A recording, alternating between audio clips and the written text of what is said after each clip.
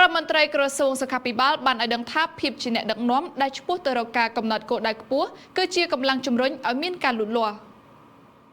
ឯឧត្តមសាស្ត្រាចារ្យជាងរ៉ារដ្ឋមន្ត្រីក្រសួងសុខាភិបាលបានចែករំលែកបទពិសោធន៍នៃភាពជាអ្នកដឹកនាំនិងនវានុវត្តន៍និងលទ្ធិសម្ភារៈនិយមវិជ្ជាវិទ្យាជូនថ្នាក់ដឹកនាំនិងមន្ត្រីសុខាភិបាលគ្រប់ឋានានុក្រមក្រមអាវ៉ាត់ក្រសួងសុខាភិបាលតាមប្រព័ន្ធវីដេអូសន្និសីទ Zoom ដែលមានសមាជិកភាពចូលរួមសរុបចំនួន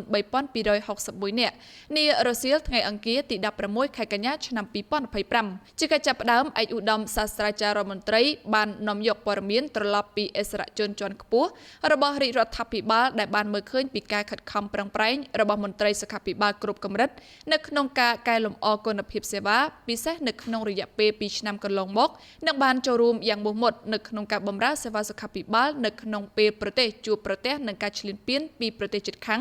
មកជម្រាបជូនមន្ត្រីសុខាភិបាលទាំងអស់ជាកិច្ចបន្តឯកឧត្តមសាស្ត្រាចារ្យរដ្ឋមន្ត្រីបានបន្តលើកយកចំណុចគន្លឹះពីបន្ថែមទៀតនៅក្នុងចំណុចគន្លឹះទាំង8ដែលអ្នកដឹកនាំម្នាក់ៗត្រូវបំពេញដើម្បីក្លាយទៅជាអ្នកដឹកនាំស្ថិតនៅក្នុងសកម្មភាព a leader need to be in the action ចំណុចគន្លឹះបន្ថែមទាំងពីរនោះរួមមានទី1អ្នកដឹកនាំត្រូវធ្វើសកម្មភាពដើម្បីសម្រេចគោលដៅដែលស្របទៅនឹងតម្រូវការចង់បាននៅក្នុងភាពត្រឹមត្រូវរបស់ប្រជាជន